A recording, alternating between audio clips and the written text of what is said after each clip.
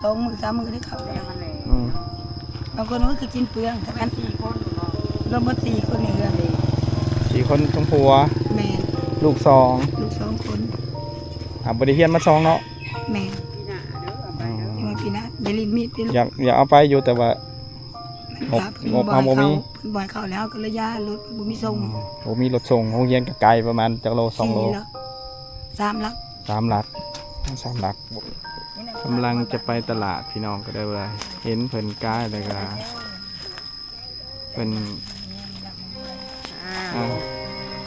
คือเลขนี่นะสิมาสอนเจ้าหลายๆนี่คือเลข6 โตบ่พันดีบ่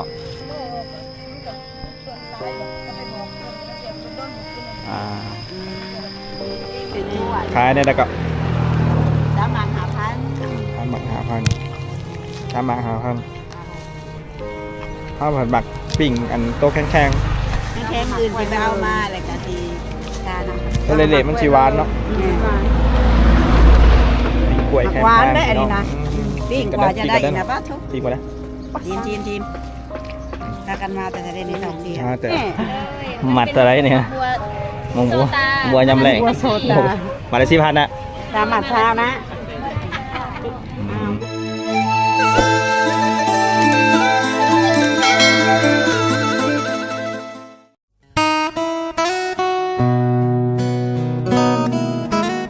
กราบสบายดีเด้อพ่อแม่พี่น้องเมื่อสู่คนมื้อนี้ส่องมาต้นชาแนลก็จัดให้ตามคำขอของ FC ที่ขอกันเข้ามาว่าอยากเห็นตลาดนัดบ้านคำเฒ่ามื้อนี้บ่ต้นก็จะเก็บภาพบรรยากาศตลาดนัดบ้านคำเฒ่ามาให้พ่อแม่พี่น้องได้เบิ่งเนาะตลาดนัดบ้านคำเฒ่าเพิ่นมักจะเปิดทุกตอนบ่ายของวันจันทร์ตอนบ่ายวันพฤหัสและตอนบ่ายของวันเสาร์ตลาดนัดแห่งนี้มีความคึกคืนเป็นพิเศษพี่น้องเพราะว่าพ่อค้าแม่ค้าและลูกค้าในเขตนี้แม่นจะหลายเป็นพิเศษตลาดนัดบ้านคำเฒ่าแม่นตั้งอยู่ใกล้กับเส้นทางไปบ้านดงดอกไม้ห้วยซุยดงดิงและหอไตรปิฎกอยู่โซนด้านในเพิ่นจะจัดโซนไผโซนลาวโซนหมากไม้ขายหมากไม้โซนผักขายผักและก็โซนอาหารซีนสดและอาหารทะเลก็มีอีกโซนหนึ่งต่างหากส่วนว่าบรรยากาศจะคึกคืนและน่าซื้อขายขนาดไหนตามเฮาไปเบิ่งในคลิปกันเลยพี่น้อง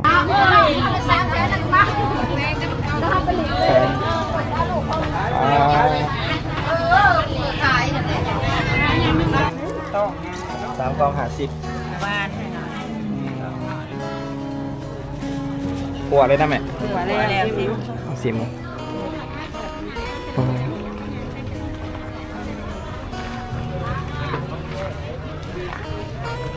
โซนนี่มีแต่มักมี่ไว้เนี่ยนอขาบัวของเจ้านะนี่ใช่เอานะเก็บมันไปไหนนี่นะเก็บมันนี่นะจ้าจะมาตาสวดเท่หมัดอะไรเนี่ยมงบัวยำแหลงมาได้4,000นะ3 บาทเช้านะกินได้สิได้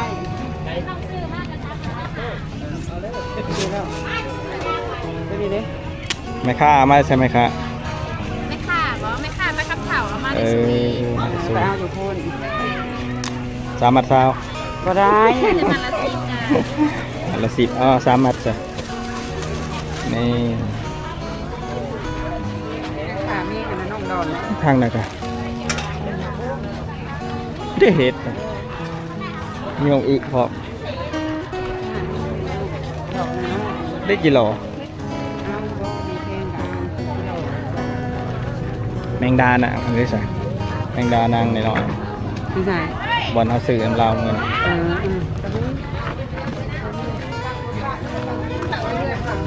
ขายเนาะปลาท่องโกเนาะอะไรประมาณขนมอื่นน้องขบเลย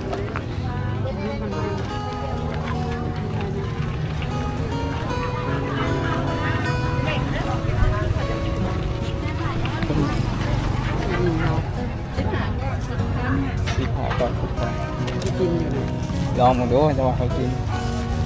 ของไข่เต่าก่อนชิมไป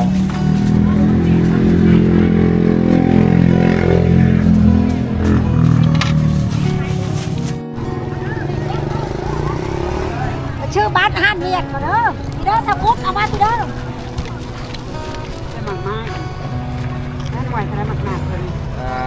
หอมเลยอ่ะ 30กว่า 30กว่าจุดหน่อยได้ไอ้ 15 15ป่ะหัวเอาหน่อย15 หวานครับเนาะ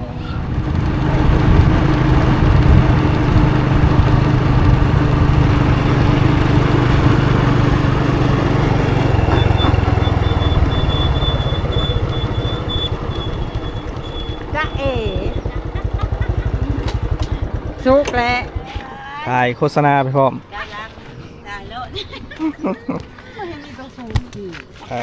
มือยังคิดว่ามากล้วยงาม มาจะเบีย ตัว ไอ้ นี้แล้ว คือ แซ่บนะเฮาหมักแบบนี้แหละเละ มันก็เด็กเอาอย่าง ๆจังหวานจุ๊ย ขายเนี่ยแล้วก็ 3 หลัง5,000 3 บาท 5,000 3 บาท 5,000ข้าวผัดบักปิ่งอันโต๊ะแข็ง แข็งอื่นที่ไปเอามาแล้วก็สิทาน้ำ ๆตัวเละๆมันสีหวานเนาะ หวาน ปิ่งกล้วยแข็ง หวานได้อันนี้นะ ปิ้ ปิ้งกว่าจะได้นะป้าทุก ปิ้งมาแล้ว ทีมถ้ากันมาแต่จะได้ใน2 เดือน แต่ตลาด มาจากตลาดบ้านทำเผา พันเผา ไปเลาะ แม่ค้าขายทุกอย่างยำปลาขายปลายำผักขายผัก ตื่มแล้วเด้อนี่เด้อ ดื่มแล้ว ขายใบใหญ่ คนนี้ เนื้อช้างมันก็ งั้นมึงไม่วะหวานขาดเลย หวานจังหวะตัวหมากมันหวานแล้วมัน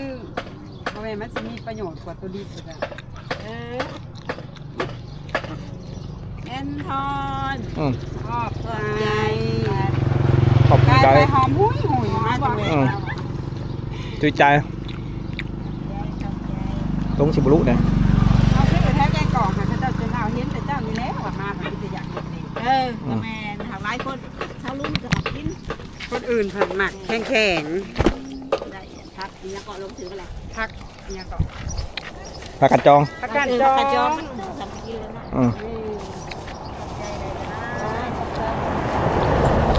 ปโอ้ยหอนขากินเขาวแรงเลยข่อยกินในอีโมง เป็นบุญเป็นเสียอาหารเสียไหนก็มาเก็บกระเชียเป็นเบิด ที่จังหันเหมือน อันนี้เขาสิยางไปใช่นี่ มาจินย่างไปผมทันที ยางพี่วุ ไปจะเอายานางไปขอยานางนะเพิ่น ไปคอยจะนาง พอแล้วก็สิไป เมื่อเห็ด ขาย กินเอาไปขายไม่ได้เห็ดกิน ไม่ได้ไปกินได้คนพวกซ้ำกินกินอยู่นั่นก็ได้มันก็ละได้กินอยู่อันนี้ไปขอหูแล้วเพิ่นในแคมทางนั้นแล้วก็ไปขายเพิ่นพอได้เงินตื่มกันซื้อเขาไปหาก็พอได้ซื้อเขาเพื่อกับมีเขาก็ซื้อในกินในลูกการบ่ซื้อก็ได้ลูกปัญญาตอนนี้ข้าวกะโล1 2 โลกับบริกุม2 มื้อ 3 มื้อได้ข้าวก็ได้บางคนก็คือกินเปลืองทั้งนั้น4 คนรวมกัน4 คนในเรือน 4 คนทั้งผัว แม่ ลูก ลูก2 คน บริเฮียนมา2เนาะ แม่มาพี่นะอย่าลืมมีดด้วย อยากเอาไปอยู่แต่ว่า งบบ่มี บ่อยเข้าแล้วก็เลยย่ารถบ่มีส่ง ผมมีรถส่งโรงเรียนไกลประมาณจากโล2 โล 3 ลัก 3 หลัก3 หลักบ่มีรถเที่ยวก็หยุด ก็บ่ให้ไปเลยบัดนี้ปีนี้ใจมันยายกลมนี่ล่ะว่าปีหน้าแล้วกูใจอ่านมันเอา ในลูกสาวได้เสียอยู่ปอได้ใช่ ลูกสาวก็บ่ได้เข้าจักคน ไม่เข้า แล้วจะลูกค้าเป็น7 ปีที่ไหน อย่าลืมมีดลูกอย่าลืมมีดมันถึงลูก ก็หนึ่ง เขาคนหนึ่งเบิดนั่นแหละพี่นะไปเปิดให้เขา กับเพื่อนกับบำรุงมีได้ใส่เงินอายุของตา สอนเอานี่แหละ โอ้ยเนี่ยก็ ที่เพื่อนกันนี่ไหนก็บ้า ซื้อได้เลยลูก อย่าลืมมีดอย่าลืมมีด ซื้อหนุ่ย จะดีลุย ซื้อลุยโอ้ซื้อแค่ผูกสลี เอาอย่างว่าบุตรเป็นเลื่อนไม่ได้เขาเลยนอกจากเขาเนี่ยไม่ได้จะได้เขาเอาไปอย่างนี้นะติดลิ้น เปลี่ยนกันไปลูกมือหนามือหนึ่งเอาลูกสาวไป บางมือมันคนเดียว มือกับไปคนเดียว มันเรียนร้ายกับที่เพิ่นไปเรียนเบิดแล้วไอ้คนเดียวให้พอได้ซื้อกินซื้ออย่างมันก็เพิ่นเขาให้เพิ่นซื้อเองให้เขาน้ำให้เงินให้มาจะมาซื้อเป็นกินน้ำซื้อเขาน้ำแดงได้แดงซื้อกินซื้ออย่างน้ำเนี่ยเขาตัดตั้งก็ได้เอามือกับปนันอยู่